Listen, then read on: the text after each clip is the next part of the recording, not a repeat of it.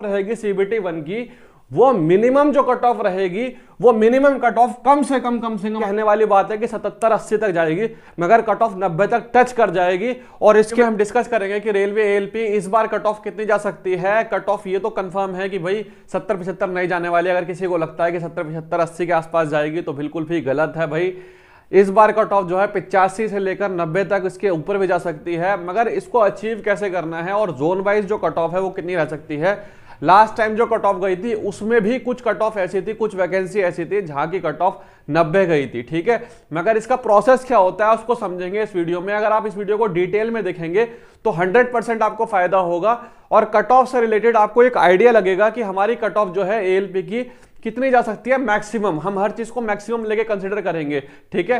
तो एक इन्फॉर्मेशन आप सभी के लिए है कि जो रेलवे एएलपी की तैयारी कर रहे हैं उन सभी स्टूडेंट के लिए ओली बोर्ड लेकर आया है यहाँ पर फ्री मॉक टेस्ट। आप ओली बोर्ड की वेबसाइट पर जाकर, एप्लीकेशन पर जाकर यहाँ पर आरआरबी एएलपी का फ्री मॉक टेस्ट जो अटेम्प्ट कर सकते हैं हर वेडनेसडे और थर्सडे को। और यहाँ पर जो है आपको ऑल इंडिया रैंक देख सकते हैं अपनी, हिंदी और इंग्लिश मीडियम दोनों में अवेलेबल है, लिंक डिस्क्रिप्शन में, वहां जाकर आप चेक कर सकते हैं, ठीक। जो पीसीएम वाले स्टूडेंट थे, ठीक है, एएलपी में, तो उनकी जो वैकेंसी थी वो अप्रोक्सीमेटली जो थी 1550 के आसपास थी, ठीक है। जो पीसीएम वाले जो स्टूडेंट थे, टोटल मिला के मैं बता रहा हूं आपको, ठीक है। और जो इस बार वैकेंसी हमारी, वो टोटल जो वैकेंसी है वो 5696। जब वैकेंसी कम थी तो कट ऑफ यहाँ पे देख सकते हैं आप 89 भी गई थी, ठीक है। मुजफ्फरनगर की भी 89 गई थी, चंडीगढ़ की भी देख सकते हैं। मैं आपको यहाँ पर ऑफिशियल कट ऑफ दिखाता हूँ। यहाँ आप देख सकते हैं ये चंडीगढ़ की कट ऑफ है, ठीक है। और यहाँ पर देखो 89.96 कट ऑफ गई थी, ठीक है, 89.96। तो इसका मतलब यह है कि 90 तक कट ऑफ जा सकती है, ऐसा नहीं है कि नहीं जाएगी, ठीक है। अब यहाँ पर 3 तरह के स्टूडेंट हैं, 3 कैटेगरी है। मैं ये सारा डेटा आपको वीडियो के लास्ट में समझाऊंगा, मगर उससे पहले मैं आपको बहुत इंपॉर्टेंट चीज समझाना चाहता हूं यहाँ पर, ठीक है। एक चीज समझने की कोशिश करना आप सभी के सभी लोग। यहाँ पर स्टूडेंट की 3 कैटेगरी है। एक तो स्टूडेंट की कैटेगरी है ए, ये वो वाले स्टूडेंट है जो पहले से ही हार मान के बैठे हैं और सोच के बैठे हैं कि हमारा सिलेक्शन नहीं होगा, वैकेंसी बहुत कम है, बड़ा मुश्किल है। एक तो ये वाली कैटेगरी है। एक स्टूडेंट है बी, जो ये सोच रहा है कि किसी ना किसी तरीके से हमारा सीबीटी 1 जो है, सीबीटी 1 ये क्वालिफाई हो जाए। और एक स्टूडेंट है सी, जो सी टाइप का स्टूडेंट है ना, ये सिलेक्शन के लिए सोच रहा है। ये सोच रहा है कि मुझे फाइनल मेरिट कैसे बनानी है, ठीक है, फाइनल मेरिट के बारे में सोच रहा है ये, कि फाइनल मेरिट जो होगी वो कैसे बनेगी। तो हमें जो है कैटेगरी सी में आना है, ठीक है। बहुत सारे स्टूडेंट, अब यहाँ पे एक कैटेगरी के स्टूडेंट वो कमेंट करके बोलेंगे कि भाई इस बार कंपटीशन बहुत है, या फिर मुझे बोलेंगे कि तुम एग्जाम देते तो क्या करते। भाई मैंने भी रेलवे के एग्जाम दिए, रेलवे में रिजल्ट मेरे पड़े हुए 100 में से 100 मार्क्स से, ठीक है। एसएससी में भी 925 रैंक थी, जाके चेक कर सकते हो। एसएससी में अगर 1000 वैकेंसी भी होती तो भी नंबर आया था, ठीक है। डीएसएसबी में 13 वैकेंसी थी, 13 वैकेंसी में मेरा नंबर आ गया था। तो मेरी टेंशन लेना छोड़ दो। कुछ स्टूडेंट बड़ी दिक्कत लेते हैं कि आप देते तो ये होता वो होता। आप जो है कैटेगरी सी के स्टूडेंट बनने की कोशिश करो। अब कैटेगरी सी के स्टूडेंट जो हैं, जो सिलेक्शन लेने वाले हैं, वो देखो क्या क्या सोच रहे हैं इस टाइम, ठीक है। कैटेगरी सी के स्टूडेंट हैं, उनकी नजर इस टाइम फाइनल मेरिट पे है। अब हमें एक एक करके चीजों को समझना पड़ेगा। हम ये मान के चलते हैं कि यहाँ पर सीबीटी 1 है, सीबीटी 1 और ये सीबीटी 2 है, ठीक है, सीबीटी 2। डेटा मैं आपको लास्ट में दिखाऊंगा सीबीटी 1 का और सीबीटी 2 का कि कितनी कितनी कट ऑफ जा सकती है। मगर हमें एवरेज मान के चलते हैं कि एक ऑन एन एवरेज सीबीटी 1 के लिए जो क्वालिफाई करेंगे स्टूडेंट, वो 85,440 स्टूडेंट होंगे, ठीक है। 85,440 स्टूडेंट का मतलब है कि जो कट ऑफ रहेगी सीबीटी 1 की, वो मिनिमम जो कट ऑफ रहेगी, वो मिनिमम कट ऑफ कम से कम आपका 70 के आसपास रहेगी, ठीक है, मिनिमम कट ऑफ। और लास्ट टाइम की मैक्सिमम कट ऑफ जो थी तिरुवनंतपुरम की थी 69। तो पिछली बार की जो सबसे ज्यादा कट ऑफ थी वो इस बार की सबसे कम कट ऑफ रहने वाली है, ठीक है, क्योंकि कंपटीशन तगड़ा है पहले के मुकाबले काफी, ठीक है। अब एक चीज आप समझ के चलना, अगर सीबीटी 1 की कट ऑफ 70 सबसे कम रहती है, ठीक है, मतलब जिस जोन में सबसे कम जाएगी वो 70 जाएगी, और ये 70 से 80 के बीच में रहेगी सीबीटी 1 के लिए, क्योंकि क्वालिफाई जो करेंगे वो 85,440 करेंगे, ठीक है। मगर जो फाइनल मेरिट जो बनेगी, फाइनल मेरिट, ठीक है, फाइनल मेरिट जो बनेगी उसको आप ये मान के चलिए कि 85 से लेकर 95 के बीच में बनेगी, ठीक है। कुछ जोन ऐसे होंगे, ये वीडियो सेव कर लेना आप, ठीक है, कुछ जोन ऐसे होंगे जहां की 93-94 भी कट ऑफ जाएगी, ठीक है, और 85 से शुरू होगी। हमारा टारगेट क्या होना चाहिए, अब इसको समझना।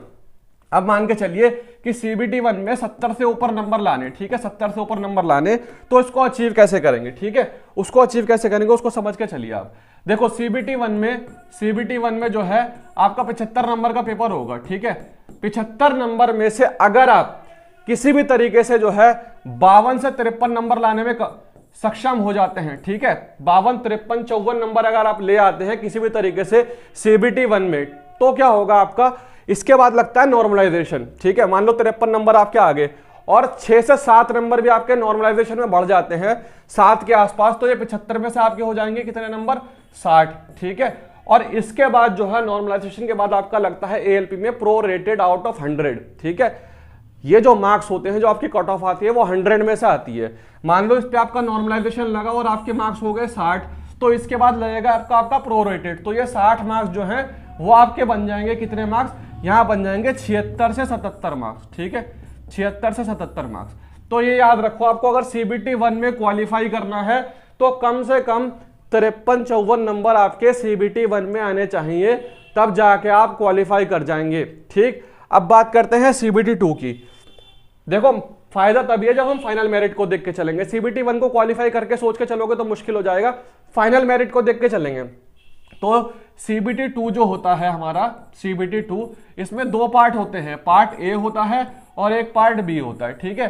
पार्ट B जो होता है उससे कोई मतलब नहीं है, ज्यादा क्वालिफाई होता है, मगर पार्ट A जो होता है ये 100 मार्क्स का होता है, ठीक है। इस 100 मार्क्स में से इंपॉर्टेंट है, सबसे इंपॉर्टेंट ये है, ठीक है।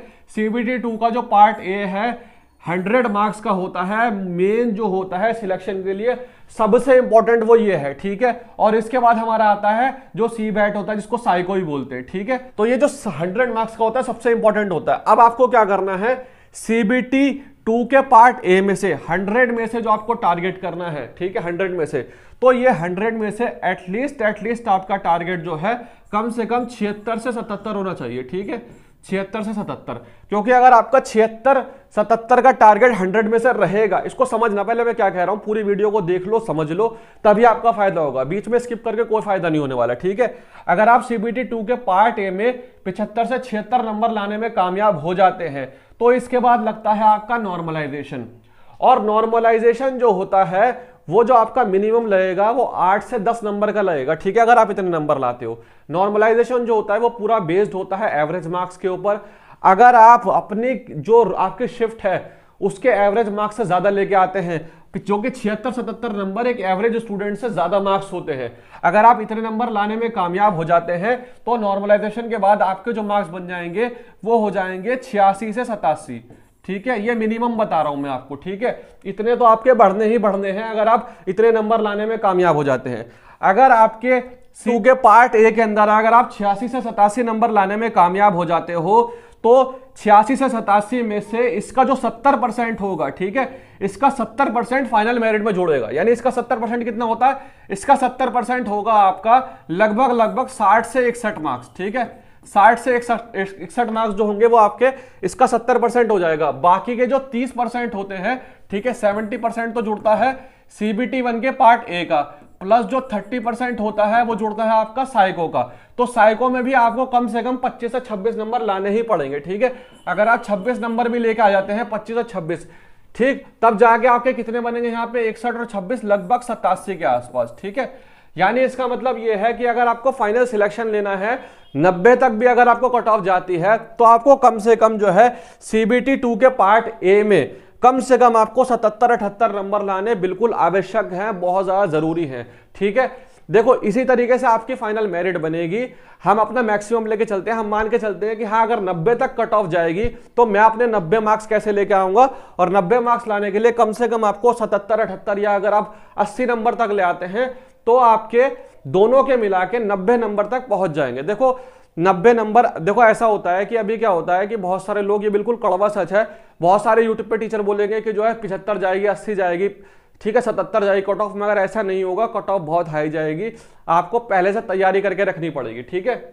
यहां पर आप देख सकते हो कि पिछली बार भी जब कट ऑफ गई थी, जो आपके यहाँ पे मैं कुछ आपको डेटा दिखाऊंगा कि जो पिछली बार जब आपकी कट ऑफ गई थी यहाँ पे, तो जो PCM वाली जो 1500 वैकेंसी थी, आप देख सकते हो यहाँ पे कि यहाँ पे PCM वाली जो थी 35 वैकेंसी थी, और यहाँ पे 90 के आसपास कट ऑफ चली गई थी। जब पिछले साल जिस कैटेगरी में 35 वैकेंसी थी और 90 के आसपास कट ऑफ चली गई, तो आप समझ के चलो अगर इस बार 38 वैकेंसी हैं तो इस बार भी तो 90 के आसपास जा सकती है कट ऑफ। ठीक है, तो ये तो भाई कहने वाली बात है कि 77-80 तक जाएगी, मगर कट ऑफ 90 तक टच कर जाएगी। और इसके लिए जो मैंने आपको डेटा बताया ये बहुत ज्यादा जरूरी है। ठीक है, सेफ स्कोर क्या रहने वाला है इस बार उसके ऊपर डिस्कशन करेंगे। ठीक है, तो कट ऑफ कितनी जाएगी, एक्सपेक्टेड कट ऑफ क्या है, इसके बारे में हमने डिस्कशन कर लिया। अब हम डिस्कस करते हैं सेफ स्कोर। ये डेटा है, आप देख सकते हैं। अगर मैं एक एक डेटा बताऊंगा तो वीडियो बहुत लंबी हो जाएगी। आप देख सकते हैं मुजफ्फरपुर में सिर्फ 31 सीटें थी, फिर भी कट ऑफ 89 गई थी। ठीक है, अच्छा यहां पर आप देखिए सिलीगुड़ी में 20 सीटें थी